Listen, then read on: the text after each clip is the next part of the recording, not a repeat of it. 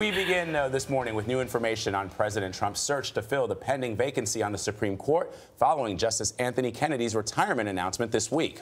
The president says he will announce his nominee a week from this Monday. He told reporters aboard Air Force One that he will be interviewing several candidates over the coming days. Mr. Trump is spending the weekend at his New Jersey golf club. Errol Barnett is traveling with the president. Errol, good morning. Good morning. Yes, it's about to be a busy few days. President Trump told us that he expects to interview 2 candidates while he's at his golf course here in New Jersey this weekend.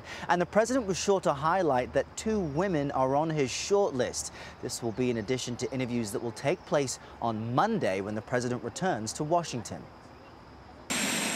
President Trump arrived in New Jersey expecting to interview potential replacements for retiring Supreme Court Justice Anthony Kennedy.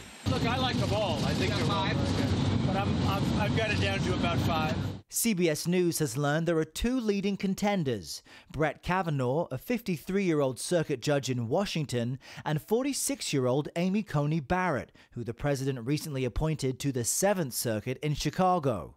Also up for consideration is Amul Thapar, a 49-year-old circuit court judge in Cincinnati who would be the first Indian American to serve on the Supreme Court. The president has been expressing excitement about nominating a 2nd Supreme Court justice. Now, I've done a good job with judges. Judge Gorsuch, Supreme Court Justice Gorsuch. Earlier in the week, Mr. Trump highlighted his vision to reshape the High Court for decades. We have to pick one that's going to be there for 40 years, 45 years.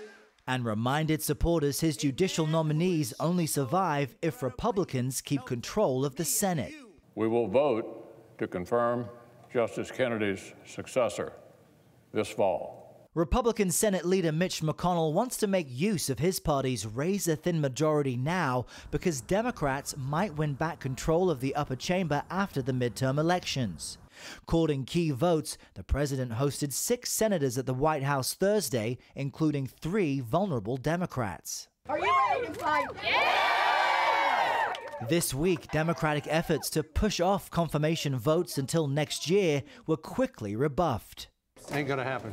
Senator McConnell famously held up President Obama's Supreme Court pick, Merrick Garland, for 10 months back in 2016, citing the upcoming election. Democrats want him to do the same now. Too close to an election. Let's let the people decide. But McConnell rejected the comparison. Nobody on either side has ever suggested, before yesterday, that the Senate should only process Supreme Court nominations in odd-numbered years. Adding to the tension, both sides know this pick could change the balance of the court for a generation.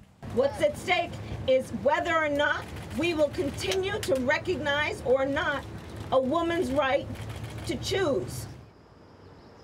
Now, Republicans can approve this nominee with a simple majority vote, but that's only if pro-abortion rights Republicans vote yes. Lisa Murkowski of Alaska and Susan Collins of Maine, both of whom were at the White House meeting earlier this week, said they want a nominee who views Roe v. Wade as settled law. President Trump, though, told us aboard Air Force One that he feels it's inappropriate to discuss views of Roe v. Wade during the interview process. Dana? Errol Barnett with the president. Thank you, Errol.